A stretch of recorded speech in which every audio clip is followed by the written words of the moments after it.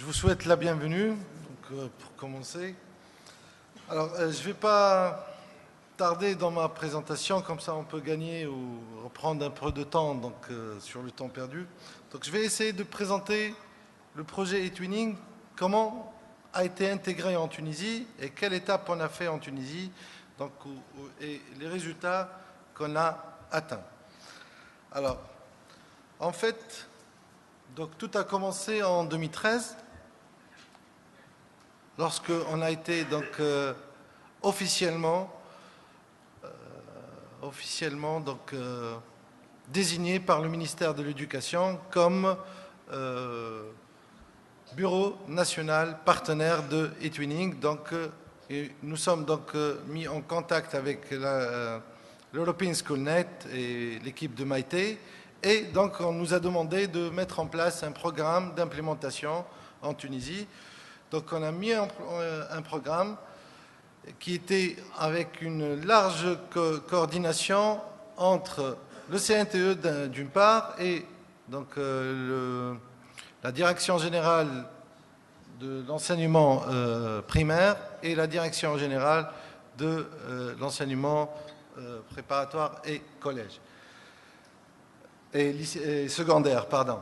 Donc, on a mis en place ce programme-là et c'était dans l'objectif de sélectionner tout d'abord des établissements.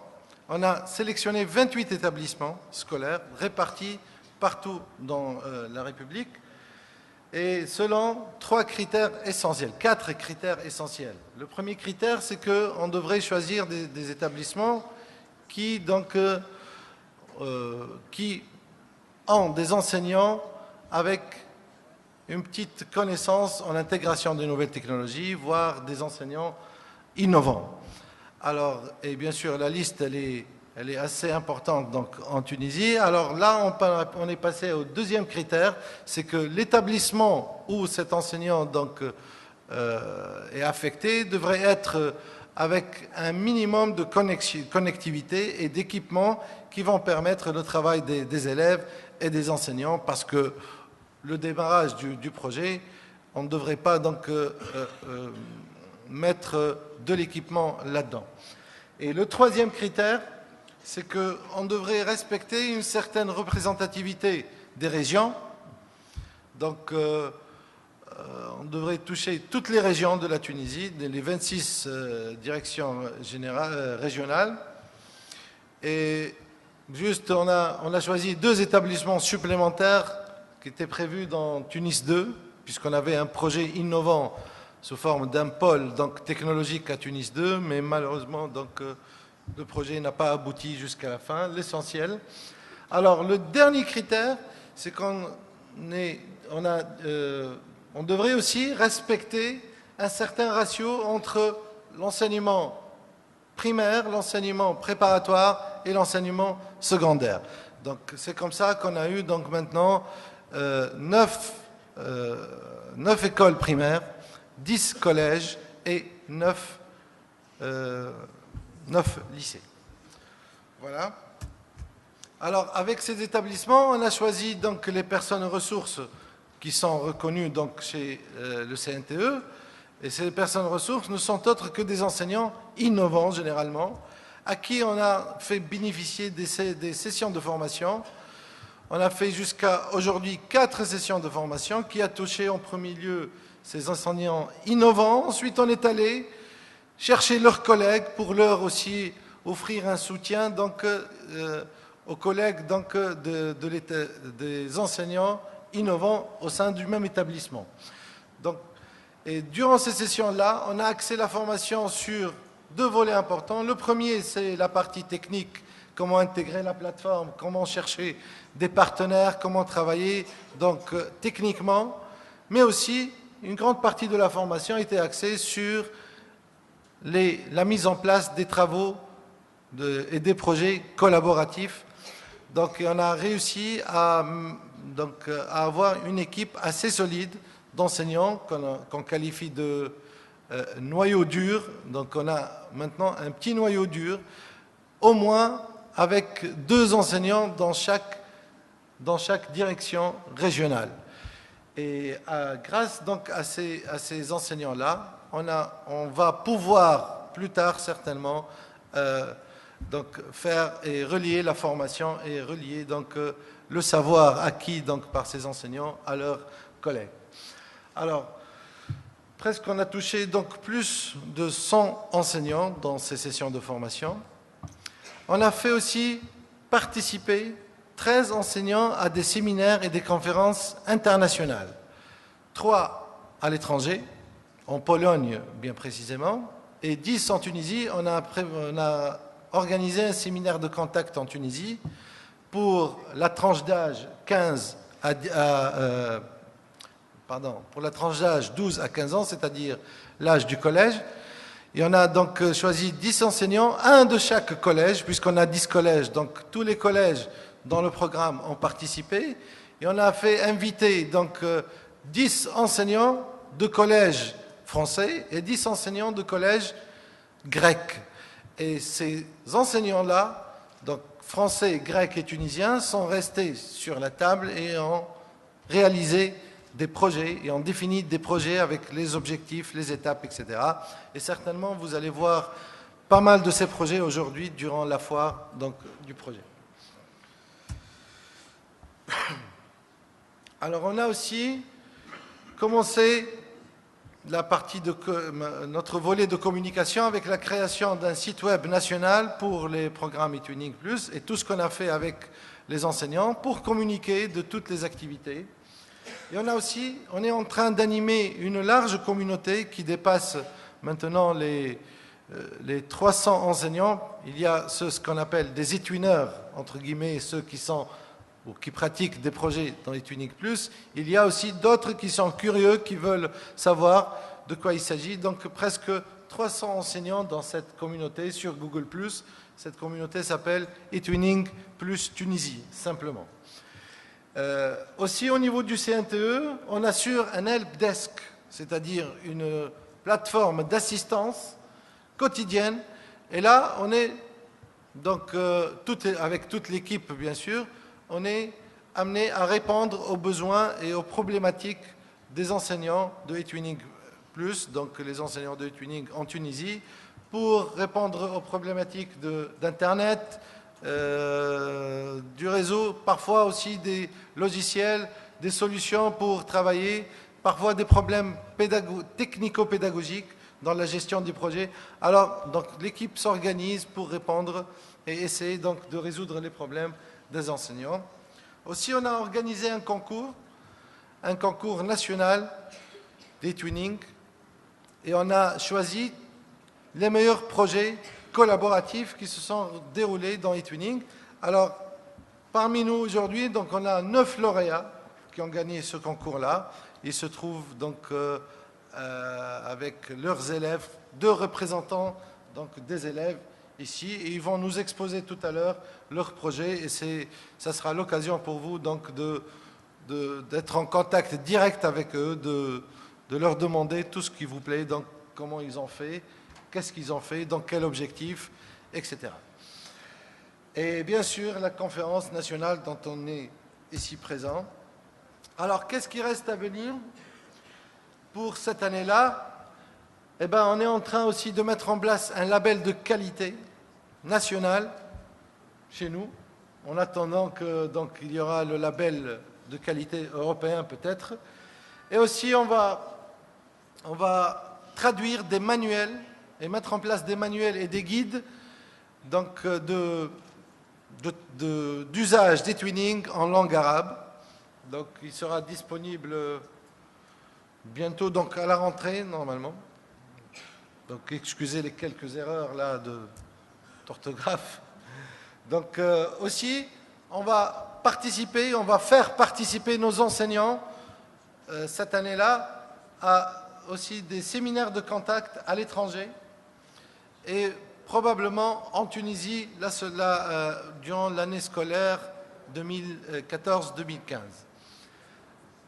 Et la chose la plus importante et bien sûr que vous devez savoir, c'est qu'on va augmenter le nombre des établissements, puisqu'on est toujours dans une phase pilote, donc on ne peut pas se permettre d'augmenter, donc de faire participer toutes les écoles ou tout le monde.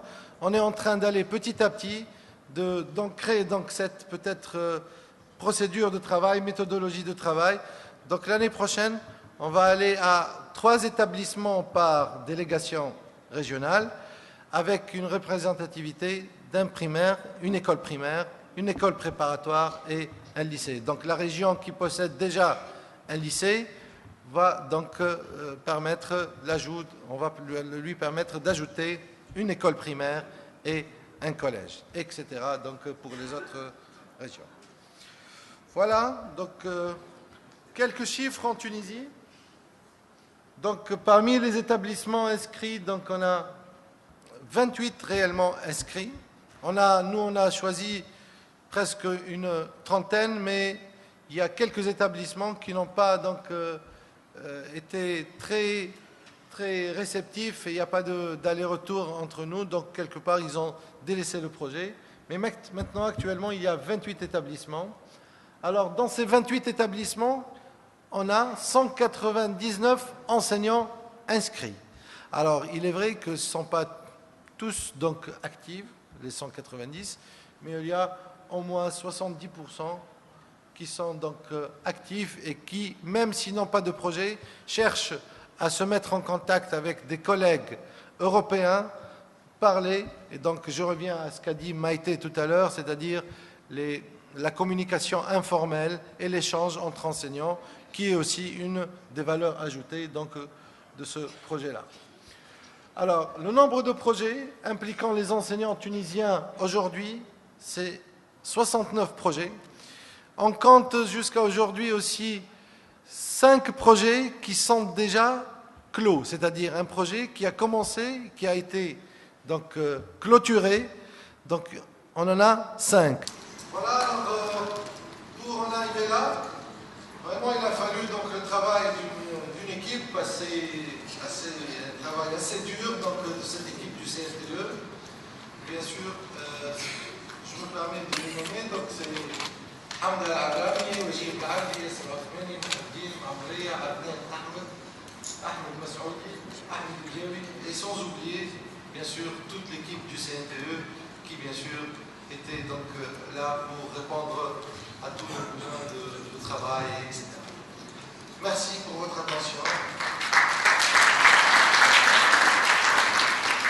شكرا لهذه المعايير المنسق العام لبرنامج كلينيك تونس وادعو مسيو جون جاك تيبور l'Académie de Versailles de France. Bonjour à tous. Donc tout d'abord, je tiens à remercier toute l'équipe du Bureau national tunisien. Un grand bravo pour leur organisation. C'est une première conférence, mais c'est assez remarquable de voir déjà le cadre dans lequel c'est organisé et puis surtout comment c'est organisé. Alors je crois qu'ils ont dormi 1 heure ou 2 cette nuit, hein, c'est ça. Donc je représente ici le Bureau national français. J'en suis très fier. Je suis ravi de venir pour la première fois en Tunisie. Je n'étais encore jamais venu. Ça me donne envie de revenir.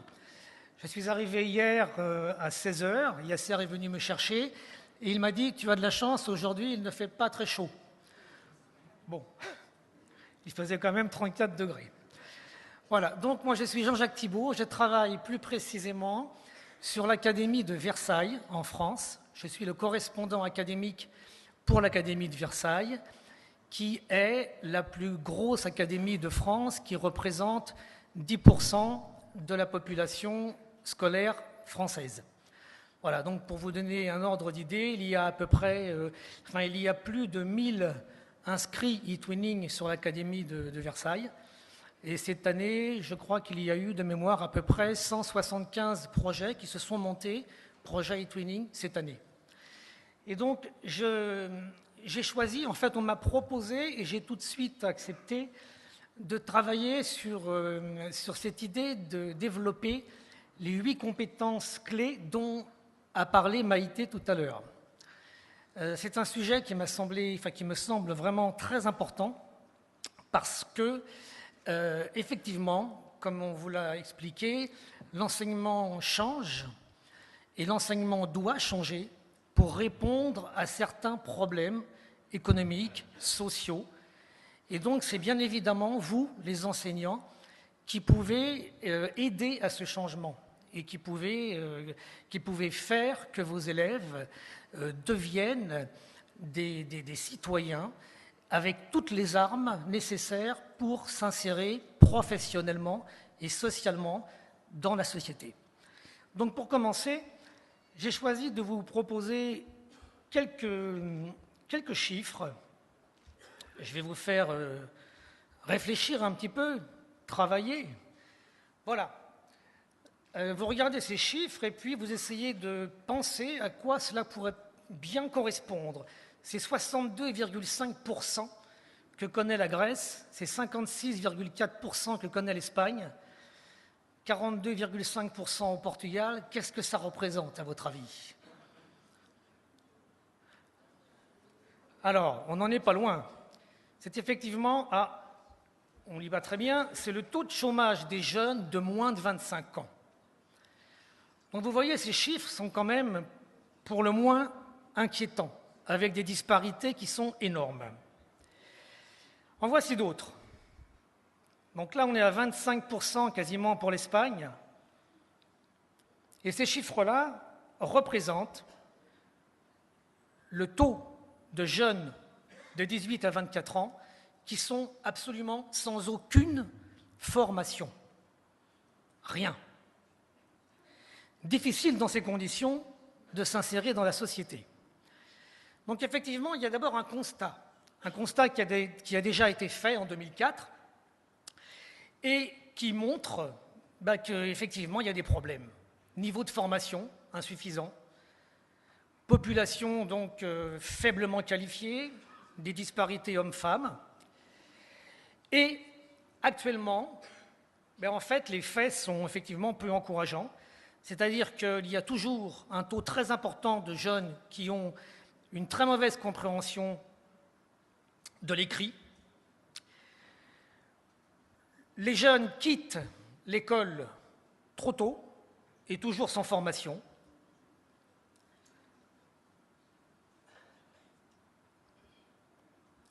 Et en 2013, il y a quasiment 13% des 18-24 ans qui s'arrêtent, qui quittent l'école prématurément. Aucune poursuite d'études. Ça, c'est la moyenne, en fait, dans la zone euro. L'objectif, ce serait de monter, ou plutôt de descendre, à 10%.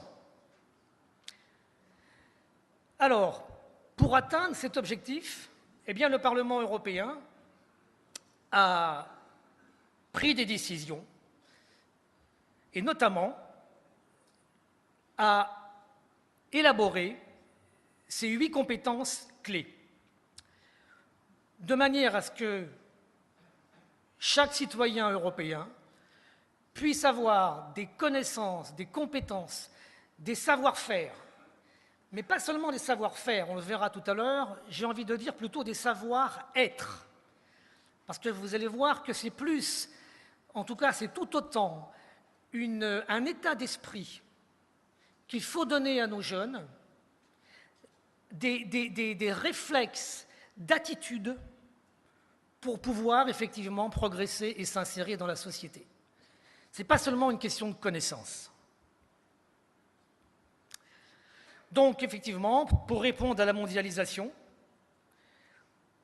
pour garder cette richesse que nous avons, que sont les ressources humaines, autrement dit les hommes avec un grand H, les hommes et les femmes, et donc nécessité de trouver des critères qu'on va pouvoir évaluer et nécessité d'avoir un cadre pour répondre aux demandes de la société du XXIe siècle.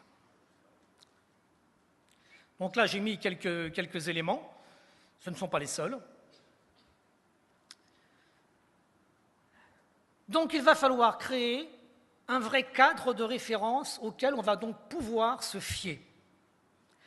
Et ce cadre de référence va devoir être pris en compte dans les programmes, dans les examens, pour pouvoir aboutir à quelque chose. Première chose intéressante à dire, essentielle, ces 8 compétences sont totalement interdépendantes les unes des autres. Vous allez le voir au fur et à mesure de mon développement. On ne peut pas les isoler. Elles se rejoignent. Il y a une porosité très importante entre elles. Première compétence, c'est la capacité à communiquer dans sa langue maternelle.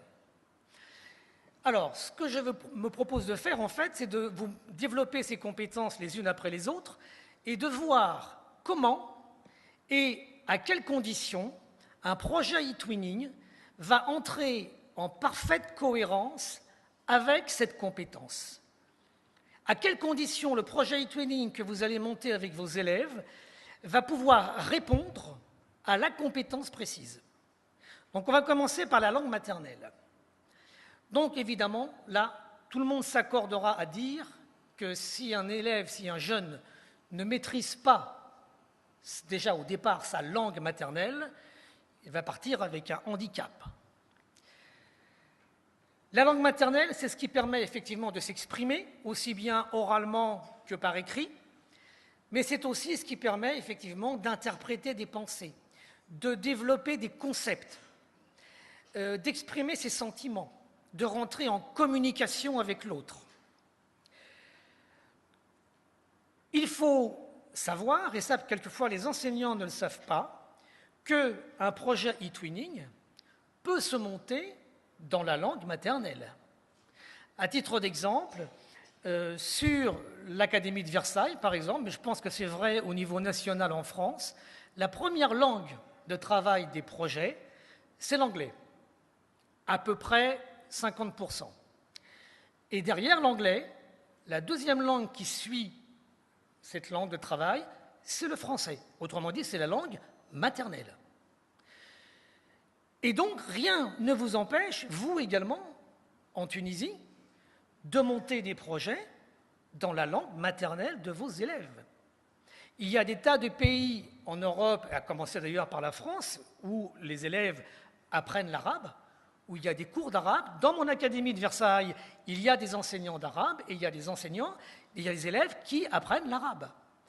Donc il est tout à fait possible, et je pense d'ailleurs qu'il y aurait très certainement une demande de la part des Français pour entamer un jumelage, un projet e-twinning avec des enseignants tunisiens en langue arabe et peut-être aussi en langue française, car un projet aussi peut se monter dans 2 langues, tout à fait possible.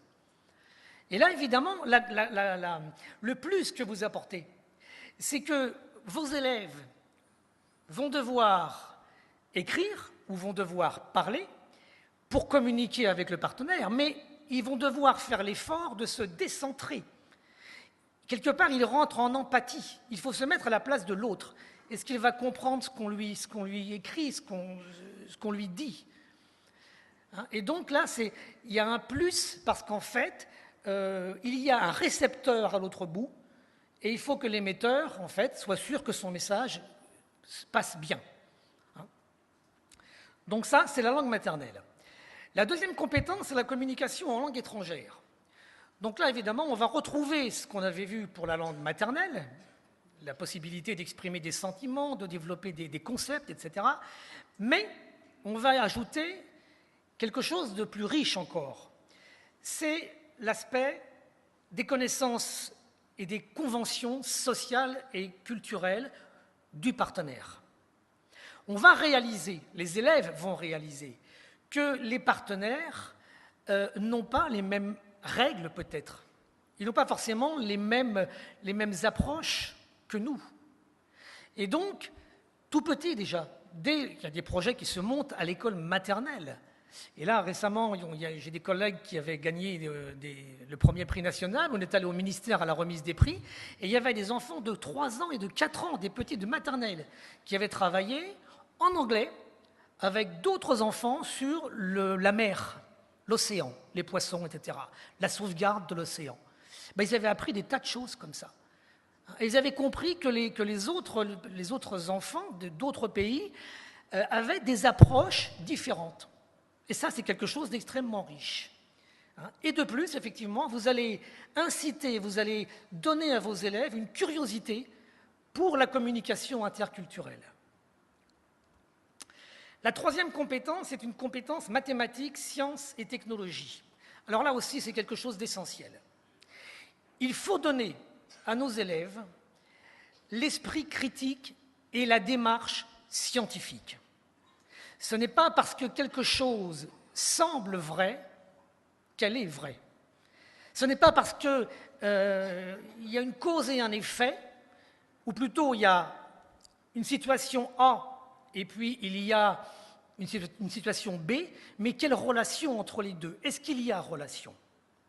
Et donc ça, c'est essentiel de développer l'esprit de nos élèves pour qu'ils soient curieux et pour qu'ils cherchent à vérifier, qu'ils établissent les relations de cause à effet, qu'ils valident une affirmation. Ce n'est pas parce qu'on l'a dit que c'est vrai.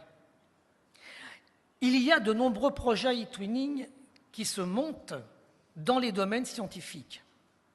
Je pense à un projet, par exemple, qui s'est mené là, assez récemment avec des jeunes élèves aussi, qui s'appelait, je crois, de mémoire, un jardin européen. L'idée était très simple, hein. On envoyait dans les pays partenaires des graines de plantes, on les plantait, et il y avait toute une démarche scientifique. On ne les plantait pas n'importe où. Est-ce que c'était à l'ombre? Est-ce que c'est au soleil? On relève les températures. Comment ça pousse? Ça a poussé de combien de centimètres chez toi et chez nous? Cette plante-là qui pousse dans ton pays, est-ce qu'elle pousse dans le mien? Chez toi, il fait 23 degrés au mois de mai. Chez moi, il fait aussi 23 degrés. Est-ce que ça veut dire que la plante va pousser? On pourrait le penser. Ben, on le vérifie. On teste. C'est ça la démarche scientifique. Et ça, c'est quelque chose qu'il est extrêmement important de donner à nos élèves. Ne pas se fier aux apparences, ne pas se fier à ce qui semble vrai. Un esprit critique et curieux. Et tous les projets scientifiques, et Dieu sait s'il y en a, entrent dans ce cadre-là. Donc, c'est à vous. Je ne sais pas s'il y a ici des enseignants peut-être de matière scientifique, mathématiques. Levez la main que je... Ah, il y a quelques-uns quand même, voilà, très bien. Eh bien donc, vous le savez mieux que moi, ça, parce que c'est votre discipline, vous le savez beaucoup mieux que moi. Hein. Cet esprit scientifique, c'est essentiel. Parce qu'après, ce n'est pas seulement pour les sciences qu'on développe cet esprit-là, c'est pour tout, c'est pour la vie en général. Hein. Ce n'est pas parce que c'est vu à la télé que c'est vrai. Autre compétence, compétence numérique. Alors là aussi, tout à l'heure aussi, Maïté en a parlé, effectivement, l'enseignement change. Aujourd'hui, nos élèves sont ce qu'on appelle les fameux digital natives. Ils sont nés avec l'informatique. Et on a tendance à croire, à tort souvent, que nos digital natives maîtrisent parfaitement les technologies de l'information et de la communication. C'est faux. Ils maîtrisent très bien Facebook. Alors ça, ils savent, hein. Ils vont à la plage, ils font la photo, 3 minutes après, c'est envoyé aux 50 amis sur Facebook, il n'y a pas de souci. Par contre, ça ne va pas non plus les déranger, et ça je l'ai vu tout récemment, une enseignante qui m'a écrit en me disant « Je n'arrive pas à ouvrir le PowerPoint que j'ai mis sur mon TwinSpace ». Je vais aller voir le PowerPoint, il y avait 5 diapos. 5 diapos. Il pesait 60 mégas. Ah oui, il y avait 5 photos qui pesaient chacune 12 mégas. Hein, c'était du format PNG qu'on avait réduit en tirant sur les coins. Et voilà. Donc ça, ça c'est une compétence à acquérir, par exemple. Hein, cette maîtrise des TIS, elle est essentielle. On doit savoir utiliser un traitement de texte. On doit savoir, quand je dis on, c'est surtout nos jeunes, doivent savoir utiliser un tableur, une base de données. Et ils doivent être capables de trouver le bon outil. Je dois faire ça, qu'est-ce que je dois utiliser? J'ai cette photo, je vais en faire tirer un poster de 80 sur 50, effectivement, il me faudra un gros fichier. Si c'est pour mettre sur une photo PowerPoint qui va faire 3 cm sur 4, c'est peut-être pas la peine de la laisser comme ça dans son état de 12 mégas. Hein. Et bien sûr, l'aptitude à utiliser Internet.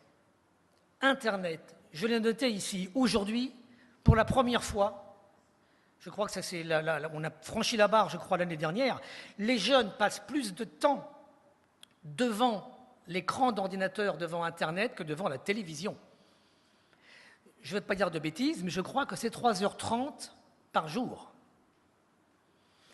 Est-ce qu'on peut les laisser comme ça, 3h30 par jour, devant un écran, sans leur donner toutes ces bases?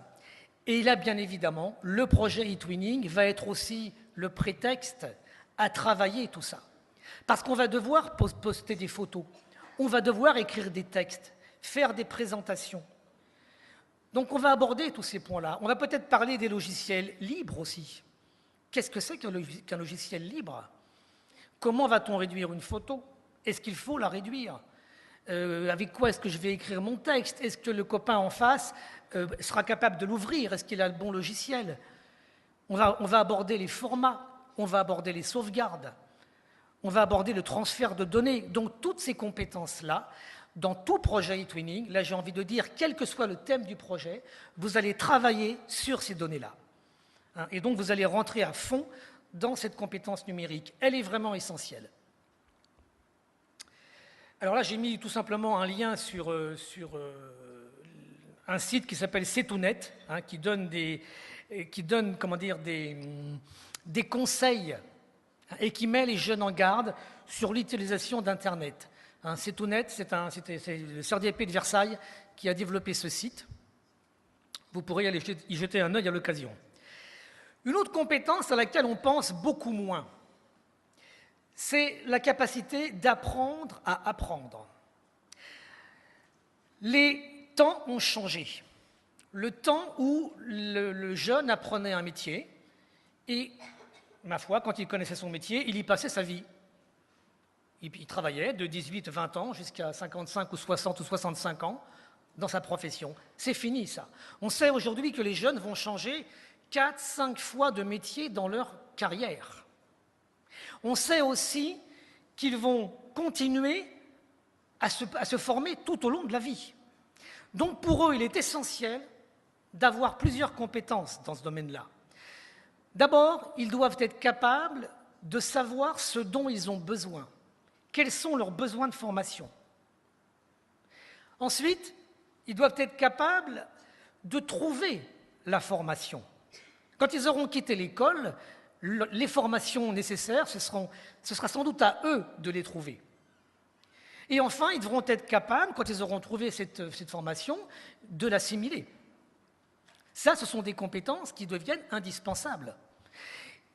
Vous savez comme moi aussi, qu'on demande aujourd'hui aux jeunes de pouvoir s'adapter.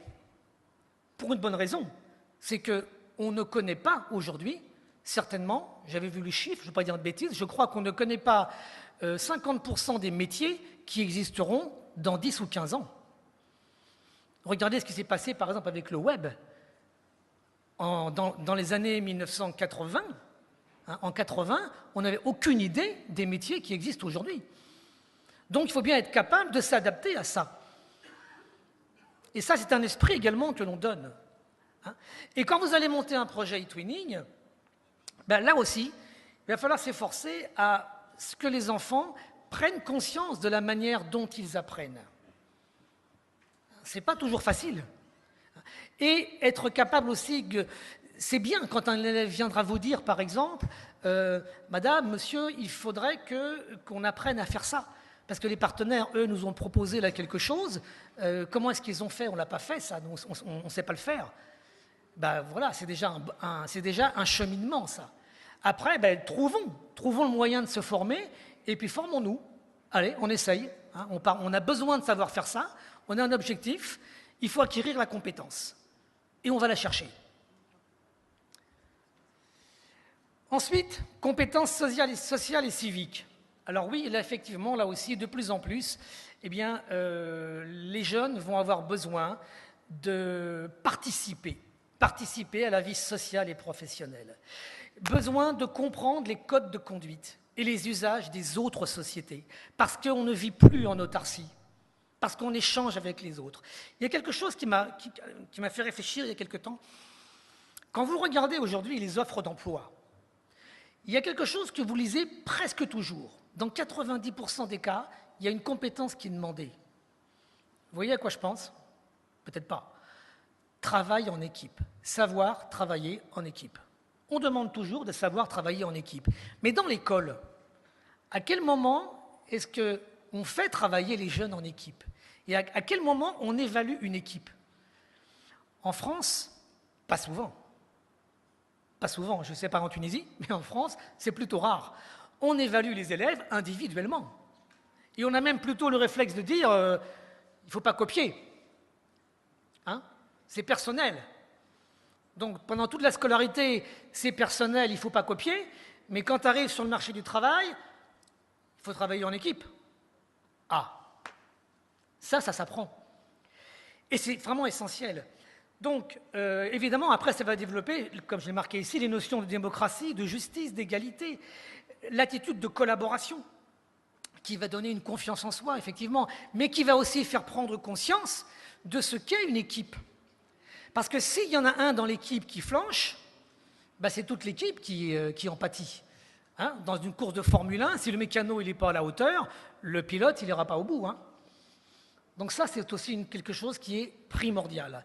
Et bien évidemment, dans un projet e-twinning, vous allez travailler en équipe. Et si possible, en équipe internationale. Les meilleurs projets sont les projets qui proposent des équipes, qui proposent des groupes, qui vont travailler sur un domaine particulier, mais qui vont être composés des différents partenaires. On n'a pas l'équipe tunisienne qui fait son travail, l'équipe française qui fait son travail, et puis quand on a fini, on échange. Hein? Regardez comme ce qu'on a fait, c'est beau, et nous on regarde comme ce que vous avez fait, c'est joli. Non, c'est pas ça. Dans l'idéal, on fait des équipes internationales, et là vous amenez vos élèves à échanger entre eux. Et il faut qu'ils parlent pour se mettre d'accord. Hein? J'ai une collègue sur Versailles qui a fait un superbe projet, qui a gagné le premier prix européen. Elle a créé une bande dessinée avec 11 pays, et cette bande dessinée a été traduite en 9 langues. Hein, ça s'appelle PEC, la puce voyageuse. Et elle travaille avec des élèves et des professeurs en lycée professionnel dans un quartier, dans une ville difficile de l'Académie de Versailles, des jeunes en échec scolaire. Le résultat est fabuleux. Il y avait des équipes d'interprètes, des équipes de coloristes, des équipes de graphistes, des équipes de traducteurs, de dessinateurs. Et chaque équipe était composée de 8 ou 9 élèves de pays différents qui échangeaient avec l'anglais. Et elle évaluait ses élèves sur ce qu'ils produisaient. Elle est pourtant prof d'anglais, mais c'était évalué parfois sur le graphisme, sur la participation au groupe, etc. Et là, vos élèves prennent conscience de ce qu'est une équipe, de ce qu'est un groupe. Et ils prennent conscience que s'il y en a un dans l'équipe ou s'il y en a deux qui ne suivent pas et qui flanchent, le travail est perdu. Donc là, le projet e-twinning aussi a toute sa place. Et puis, l'esprit d'initiative et d'entreprise. Eh bien oui, si on veut que nos jeunes osent se lancer pour monter une société, par exemple, pour entreprendre, ben, il faut leur donner les outils pour le faire. Donc l'aptitude à passer des idées aux actes, c'est-à-dire être capable de prendre des risques, mais des risques mesurés, des risques que l'on aura pensés en amont. Être capable de planifier, d'organiser, de prévoir toute la gestion, justement, du projet, de savoir communiquer, et puis bien sûr, donc, savoir déléguer et collaborer. Donc là, on est en plein dans le projet e-twinning. Un projet e-twinning, ça se planifie. On met des deadlines, là. Hein. On sait qu'à tel moment, on aura fait ça. Et puis on sait qu'on va aboutir à telle production finale. Et on prévoit les étapes pour y aboutir. Donc on est en plein dans la gestion du projet. Si vous associez vos élèves à cette gestion-là, si vous leur faites prendre conscience de ça, vous commencez à votre niveau, mais c'est un niveau très important, à leur donner cette démarche. Et quand ils ont monté leur projet, quand le projet a été clos, qu'ils font une demande de label qualité, puisque maintenant vous allez pouvoir avoir accès à ces labels qualité, et heureusement, ils auront la récompense de voir que leur travail a été vu par les bureaux nationaux, par les bureaux européens. et qu'ils auront été évalués et qu'ils auront un prix. Et là, vous leur donnez complètement cette confiance en eux et cette démarche d'entreprise. Et puis enfin, il y a donc la sensibilité et l'expression culturelle.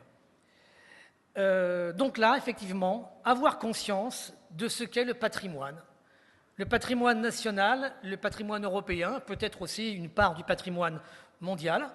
C'est important qu'ils sachent apprécier l'art et qu'ils aient cette faculté, là aussi, de se décentrer. L'expression artistique dans les autres pays d'Europe ou du monde est bien sûr différente de la nôtre, heureusement. Ce serait dramatique si on avait tous la même approche de l'art et de la culture. On n'a pas le même patrimoine, on n'a pas la même histoire, on n'a pas le même passé. Mais ce qui est important, c'est d'être capable de quitter sa peau de Français, d'Allemand, de Tunisien, de Suédois, pour se mettre à la place de l'autre et essayer de comprendre son message, son art, sa culture. Et quand on est capable de faire ça, alors on est capable de travailler avec n'importe qui. À partir du moment où on a le sentiment que l'autre respecte sa propre identité, respecte mon histoire, mon art, ma culture, et même s'il ne la comprend pas, c'est pas grave qu'il ne la comprenne pas, mais à moi de lui expliquer. Et là, bien sûr, le projet eTwinning, il y a de nombreux projets qui se sont montés autour de l'art, autour du patrimoine. On fait découvrir, vous êtes ici dans une région, mais toute la Tunisie a une histoire très riche, et donc il y a des tas de choses à faire découvrir. Et puis on va chercher nos points communs, et on va chercher nos différences. Et là, vous êtes en plein dans cette compétence-là. Voilà, donc, j'affiche ici les 8 compétences en question. Communication dans la langue maternelle, communication en langue étrangère, mathématiques, compétences numériques, apprendre à apprendre, compétences sociales et civiques, esprit d'initiative, sensibilité culturelle. Dans les projets eTwinning, peut-être que vous n'allez pas tout travailler en fonction du projet. Il est clair que des projets purement littéraires vont plus difficilement aborder les compétences mathématiques. Mais ce qui est important, c'est que vous puissiez vous dire à la fin du projet, ça, ça et ça, j'ai apporté quelque chose à mes élèves. Et je crois que, enfin je ne crois pas, je suis sûr, je sais, que si un jeune aujourd'hui a la chance d'avoir des enseignants qui, dès son jeune âge, l'amènent à travailler sur eTwinning, à rechercher des partenaires multiples dans les pays du Nord, dans les pays de l'Est, dans les pays du Sud, et que ce jeune a l'occasion, au cours de sa scolarité, de monter 3, 4, 5, 6 projets eTwinning, en sortant de l'école, il aura acquis ses compétences clés. Et ces compétences clés, j'espère vous avoir convaincu, parce que c'était mon objectif, mais ces compétences clés, elles sont effectivement la clé, c'est pour ça qu'on les appelle comme ça, elles sont la clé pour la réussite de nos jeunes demain. Merci. Merci, Monsieur Jean-Jacques de l'Académie de Versailles de France. أشكر للحضور حسن الانتباه وأدعوهم إلى استراحة لمدة 20 دقيقة نعود بعدها إلى نفس القاعة. Alors au début, si nous prenons par exemple l'internet.com et nous voyons un peu la définition du web 1.0. Au départ, le web était plutôt sens top-down, c'est-à-dire que l'internaute n'était pas actif, il ne faisait que feuilleter les pages et naviguer dans les différents hyperliens. Donc un contenu proposé par un producteur est affiché sur un site internet qui est exploité par un internaute. Donc on voit, j'ai représenté ainsi comment ça se passe généralement dans les années 90-93 quand Internet est apparu. Puis il y a eu le Web 2.0, aussi une définition de l'internet.com, stade du web apparu en 99, fondé notamment sur le partage de l'information et l'implication des utilisateurs dans la création des contenus et des réseaux sociaux. Donc, la mise en place des plateformes aussi a participé à créer ce web riche. Mais l'Internet, le web 2.0 n'est pas une technologie, c'est un concept. C'est-à-dire qu'il y a des gens qui faisaient de l'Internet 2.0 sans le savoir, et on va le voir comment. Alors, on va alors voir apparaître des blogs, des baladodiffusions, le partage de vidéos, les photos, la musique, le système de tag et le fil RSS. Et je vais en parler tout à l'heure. Alors, l'expression de Web 2.0 a été médiatisée par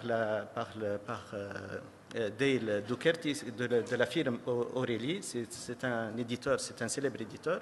Il faisait à l'époque un brainstorming. Il parlait de l'avenir du Web 1.0. Mais les outils existaient déjà. Alors lui, il a écrit sur un papier, qu'est-ce que c'est le Web 2.0 ? Et le Web 2.0, c'est un nom générique. Je reviens sur ce terme, ce n'est pas une technologie, c'est un concept, c'est un ensemble d'éléments qui existent et qui ont été repris par les utilisateurs en vue de créer un web interactif où l'utilisateur participe plutôt qu'il ne consomme des données. Alors, il a suggéré que le web était dans une période de renaissance ou de mutation, avec un changement de paradigme et une évolution des modèles d'entreprise. Alors, le web 1.0, il a griffonné sur la page, j'ai repris des petits extraits du document de Dale Dougherty. Le web 1.0, au départ, c'était le double-clic. Il y avait un site de double-clic qui faisait de l'information, qui diffusait de l'information. Pour le web 2.0, c'est Google AdSense. Aux photos, c'est Flickr où les gens déposent leurs photos. Britannica Online, c'est plutôt Wikipédia. Le site perso, c'est des blogs. L'arborescence, la taxonomie, et ça un terme qui est devenu, qui m'a plu aussi, la folksonomie. Pourquoi la folksonomie ? Parce que c'est une indexation, c'est la taxonomie du peuple. Et là, je vais en parler. Pourquoi ? Parce qu'on n'obéit plus à une taxonomie rigide faite par des règles et tout.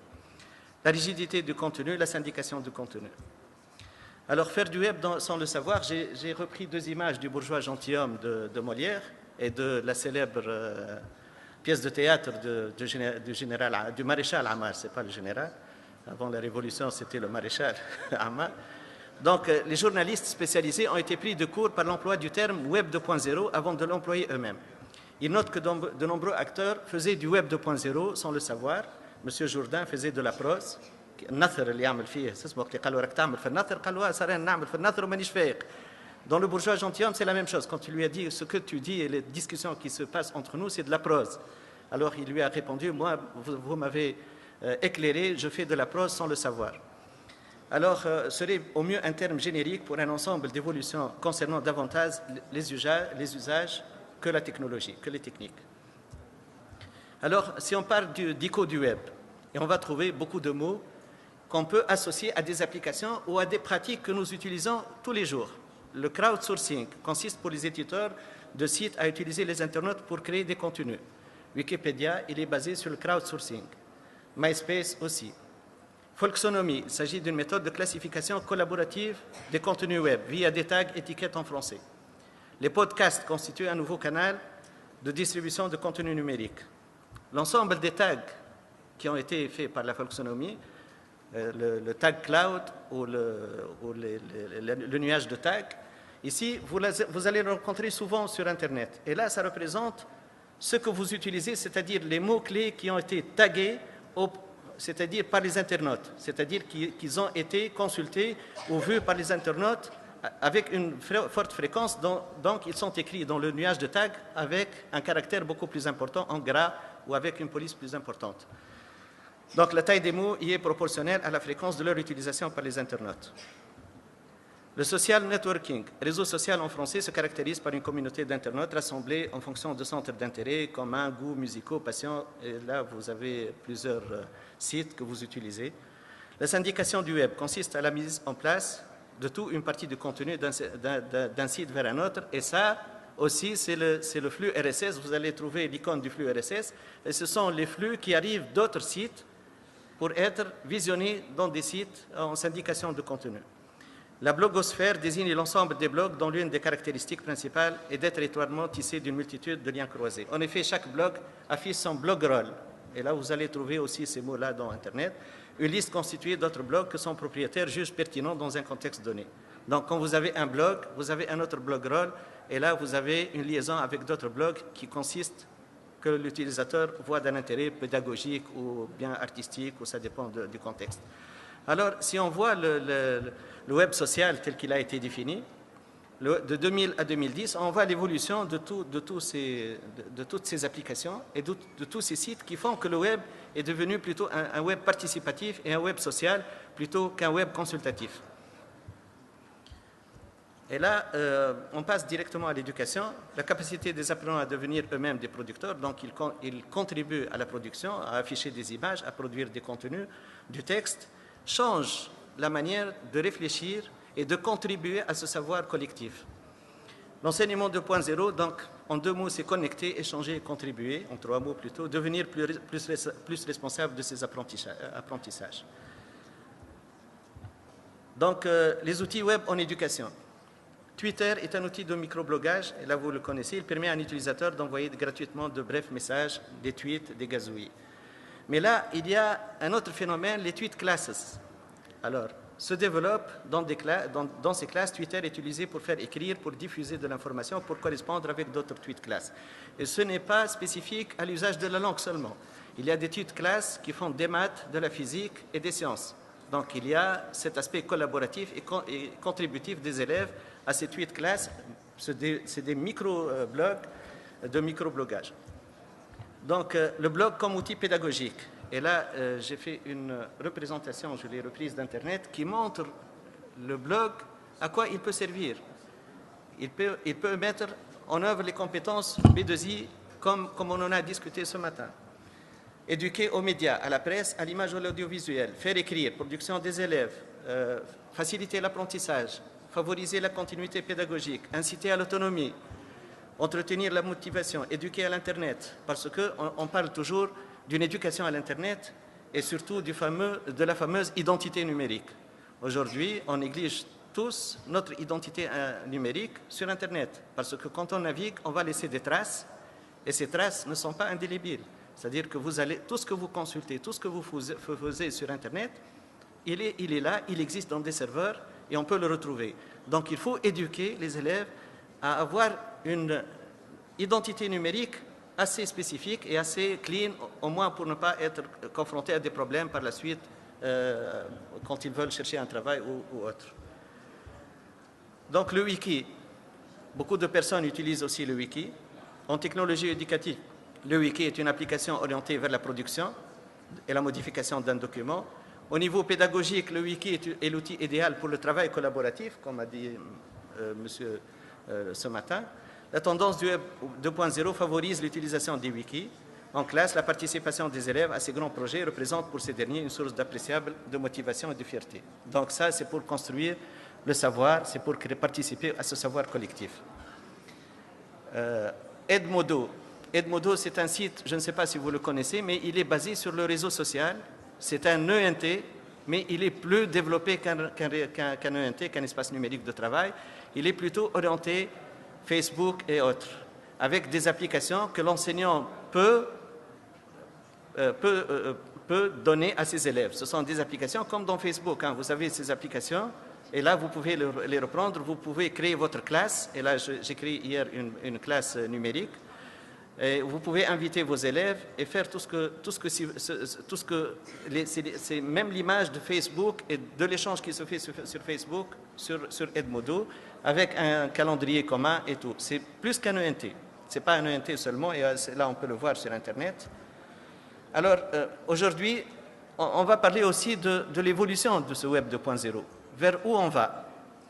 Alors, si vous consultez Internet et vous allez voir qu'il y a beaucoup de questions qui se posent sur le web sémantique, sur le web des objets. Et pourquoi sur le web sémantique? Parce qu'aujourd'hui, le web, il passe, par exemple, le moteur de recherche Google, il passe d'un moteur de recherche sur l'information, sur le savoir. Donc, c'est un moteur qui va chercher dans le savoir, dans la compréhension du texte. Et là, si on fait un petit essai, je vais vous montrer, parce que Google, il a créé ce qu'on appelle le knowledge graph, c'est un graphe de connaissances. Et là, vous en apercevez si vous cherchez, par exemple, un mot Leonardo da Vinci, par exemple. Alors, La partie qui sort à droite de l'écran, c'est ça. Elle n'est plus basée sur la recherche de mots-clés. Elle est basée sur le savoir et sur les différentes connexions que le mot Leonardo da Vinci. Donc, c'est plutôt, on tend vers le web sémantique, vers le web qui va chercher dans le savoir et va créer le savoir. Donc là, si vous cherchez la ville de Paris, par exemple, vous allez avoir la météo, les points d'intérêt, le Louvre, les autres que la ville de Paris, comme ça a été avant dans les moteurs de recherche, d'une manière aussi stricte. On parle aussi du web des objets. Aussi, les objets, vous avez des objets qui sont connectés aujourd'hui. Et là, c'est le web 3.0. Bon, un autre terme, il y a des différences dans les concepts. Il y a une divergence entre les gens. Est-ce que ça sera le web sémantique tel qu'il est présenté ou le web des objets? Et le web des objets, tous ces éléments qui sont connectés. Vous avez vos téléphones qui sont connectés. Vous avez des objets, votre cafetière qui est branchée, le réfrigérateur qui est branché, tous ces éléments. Et dans un laboratoire, vous avez un oscilloscope qui est branché à l'Internet. Et tous ces éléments et tous ces objets physiques, c'est une extension vers le monde extérieur, donc vers le monde physique. Tous ces objets connectés communiquent sur Internet. Et qu'est-ce que ça va être demain? Donc avec cette base de données, avec cette masse de données, cette énormité de données, comment ça va être fait? Comment on va l'utiliser chez nous en éducation? Donc voilà, ça c'est la réflexion qui a été faite sur ce Web 2.0. Donc je reviens, ce n'est pas une technologie, c'est un concept. Le Web 3, peut-être si on va le dénommer le Web 3, ce sera une déclinaison du Web sémantique et du Web peut-être des objets. Voilà, merci. شكرا للسيد منصور مدير المدرسة الافتراضية على المحاضرة المداخلة.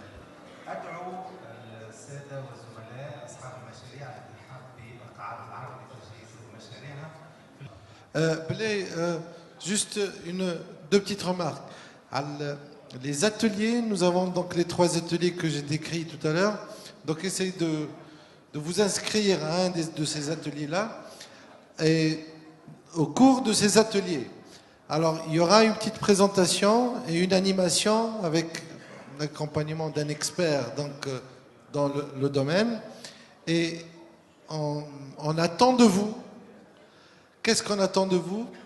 Eh bien, on attend de vous de nous faire émerger des suggestions, des recommandations pour toutes les parties prenantes de l'intégration d'éthique dans l'éducation, que ce soit les programmes, les inspecteurs, les enseignants, le CNTE, le ministère, le ministre, la direction des programmes. Alors, toutes les suggestions possibles, on essaie de capitaliser quelques recommandations par rapport à tout ce que vous avez vu ce matin et vous allez voir tout à l'heure. Voilà, merci. Alors, les ateliers, la foire aussi des projets est pour vous, donc essayez de discuter avec les élèves, les enseignants, qu'est-ce qu'ils ont fait, comment ils ont fait ça, qu'est-ce qu'ils ont gagné, qu'est-ce qu'ils ont perdu. Voilà, je vous remercie.